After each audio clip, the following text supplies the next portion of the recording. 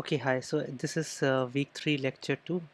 Sorry for this getting so late, but yeah. So this part of the syllabus, in this part of the syllabus, we are trying to have a look at how the C++ language allows you to create classes, and in the next part, we'll have a look at how you can do some kind of inheritance related stuff. The one that we saw in the previous lecture.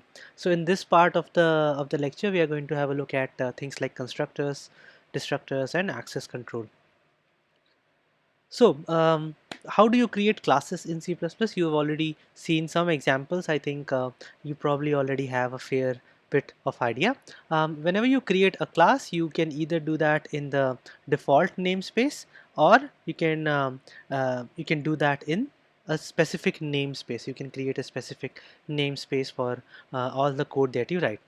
um, Plus, just keep this in mind that the using keyword, right? We discussed it in the class as well, I guess.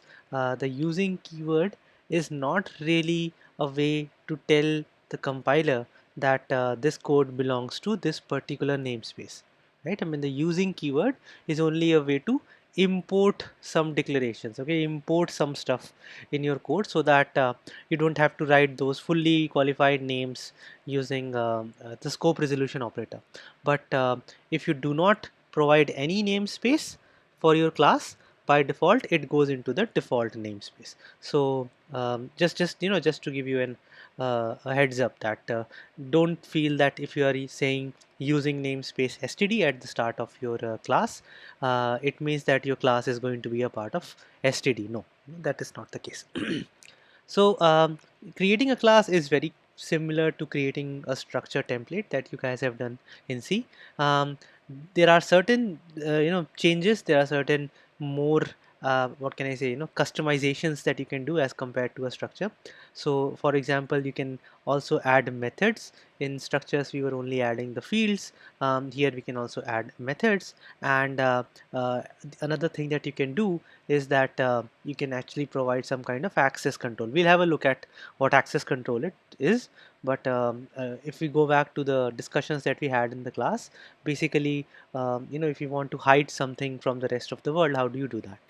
And one more aspect is that these methods that the class has, it is not necessary for you to define it then and there, right? As in you can just provide a declaration at the time of creating the class in the file where you are creating the class, and then the definition for these methods can be provided elsewhere as well. We'll have a look at how this is done.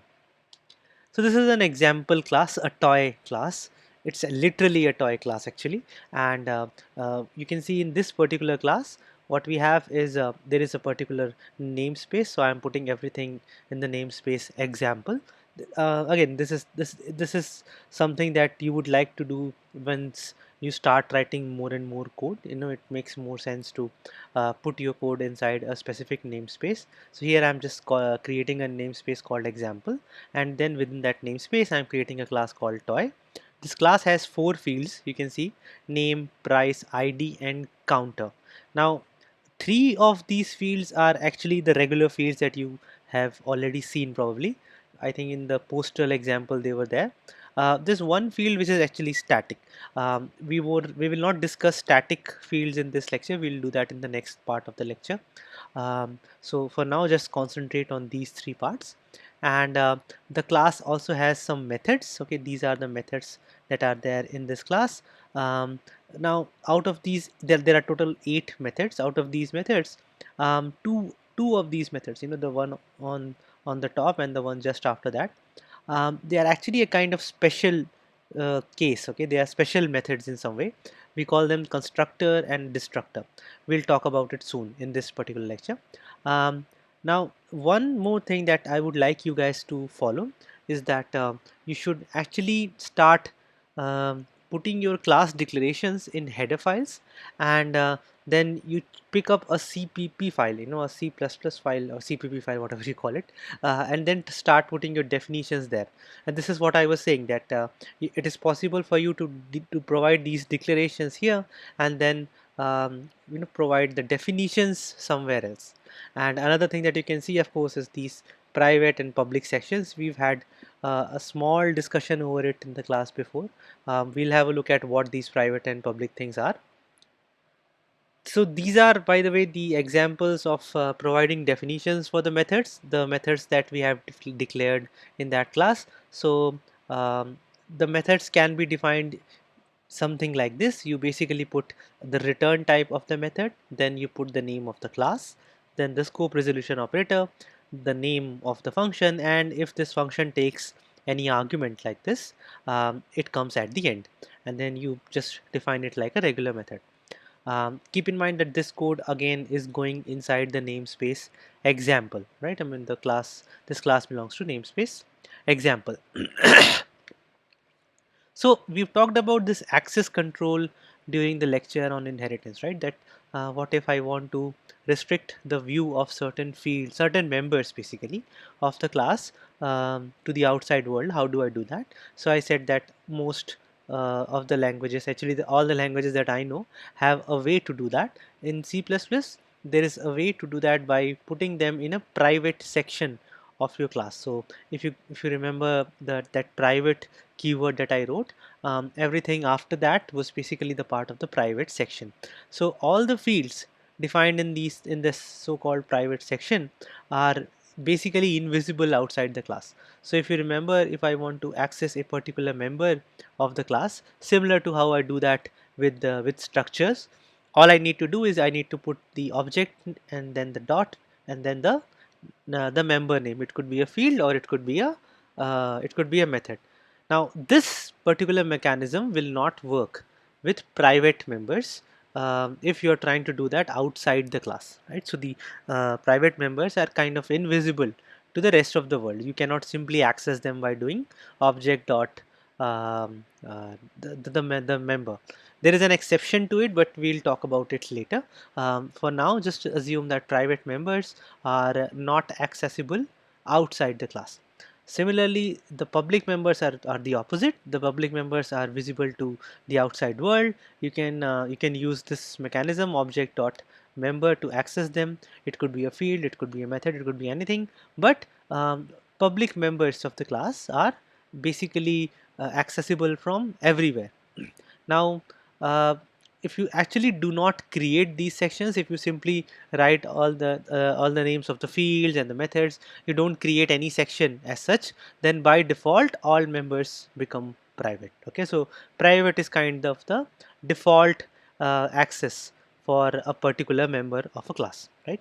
And while it is true that you cannot call or you cannot access a private member outside the body of the class, you can still provide, for example, declarations for the definitions for private methods outside the class. Okay, so this is like it might be a bit confusing in the beginning that if they are private, how am I allowed to provide the definitions outside? But yeah, this part is allowed because within the class you're just giving the declaration, and the definitions can certainly be done outside the class, as we have done in the case of toy.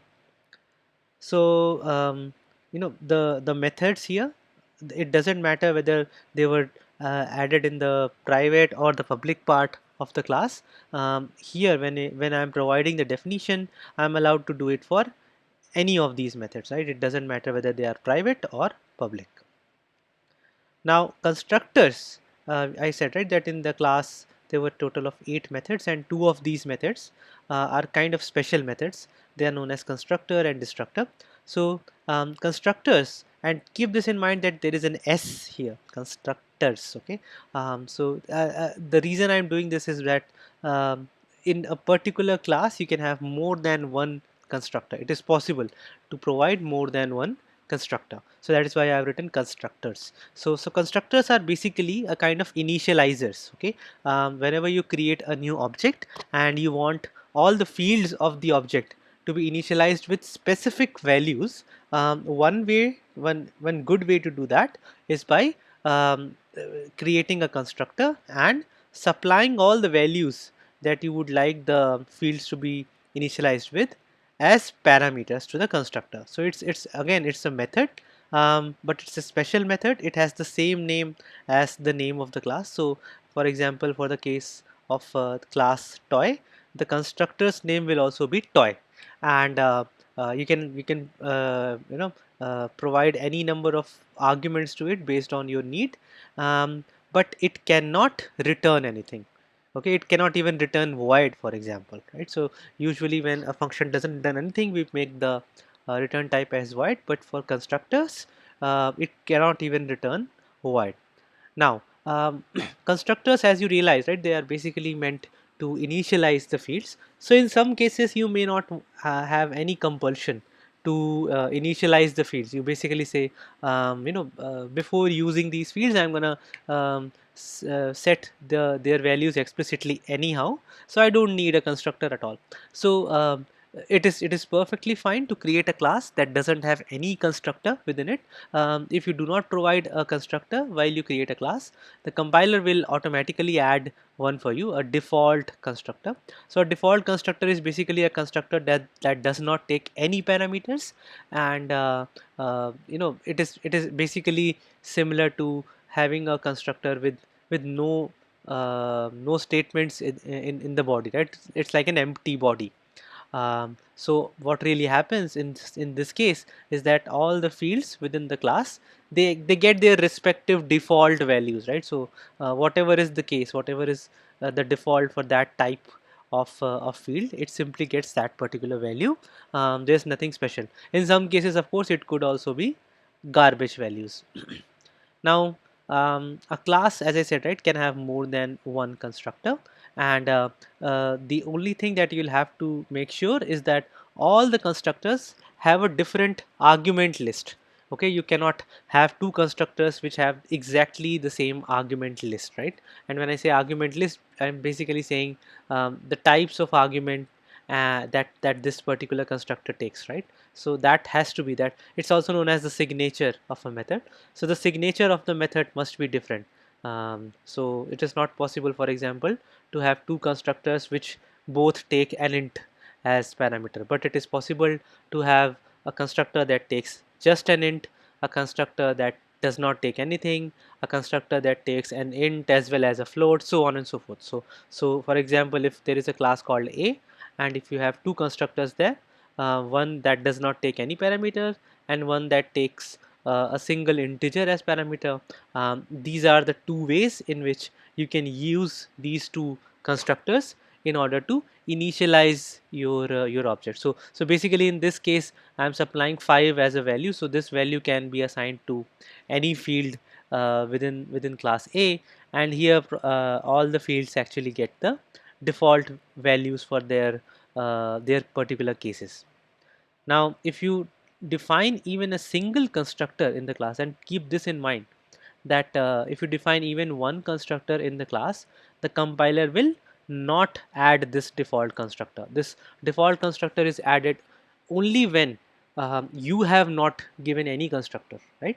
So keep this in mind. It might be problematic, because sometimes you might actually believe that the default constructor will be added, but if you have given even one constructor in the class, then the default constructor is not added. There is something related to it in the homework also. So anyhow, this is an example of how a constructor looks like.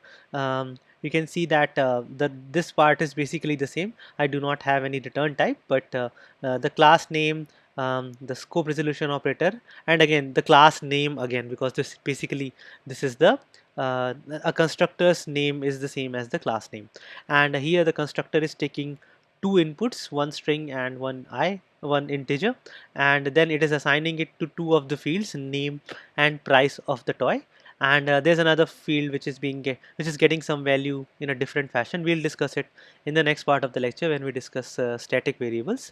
And uh, remember again that since we have provided one constructor in this class, so in this case there will be no default constructor for this class toy. Okay, so this is something that you have to remember. Now, a destructor is a method which is so you can probably already guess that a constructor constructs an object, so you basically assign values to the different fields, and a destructor basically destroys the object. You basically a destructor is called right before your object is, for example, it's thrown into the trash. Okay, and why do you need destructors? First of all, you may not need destructor in all cases, especially when your classes are not having any kind of dynamic memory allocation. But uh, you know, if you just want to see how a destructor is invoked, when a destructor is invoked, that is the more important thing.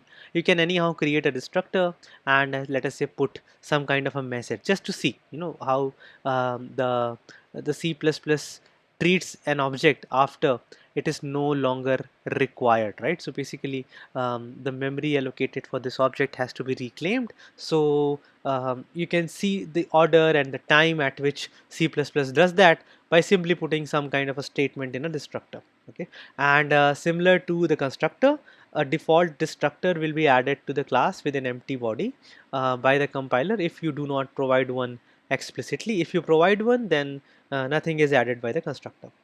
One more difference between a constructor and a destructor is that while you can provide multiple constructors in a class, you can only define one destructor.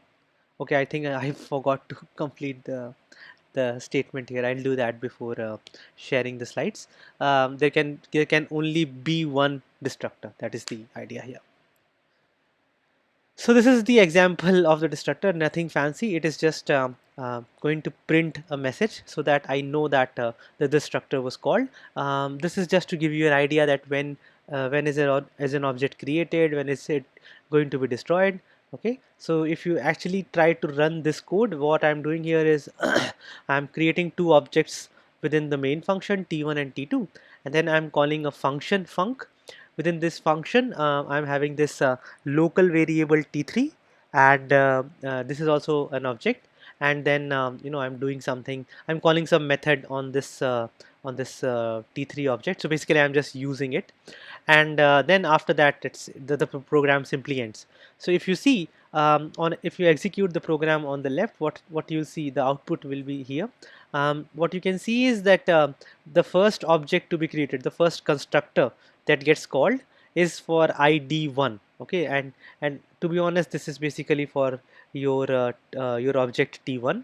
The second constructor that gets called is for id2. This is essentially your object t2. Now at this point of time there is a function call, so the control goes here, and another new object is created, this time with id3. So this is for t3. These two messages are coming from the start playing and stop playing methods. And then this is the part that is interesting, that t3 is destroyed first, right? Why is t3 being destroyed first? Because as soon as this function returns, right, t3, because it was a local variable, it is no longer in scope. Okay, basically it has now become inaccessible. Whatever memory was allocated for t3, that can actually be reclaimed back. So you can see that here, as soon as this function returns, the object t3 is destroyed. This message is being printed by the destructor. So then t3 is destroyed first, and within the local variables, the order in which these objects are destroyed is basically the opposite of the order in which they are created. So t1 was created first and t2 was created next. So t2 is destroyed first and t1 is destroyed next. There is some homework out there, you can have a look at it, and I'll try to upload the second part of this lecture as soon as possible. Thank you guys, bye.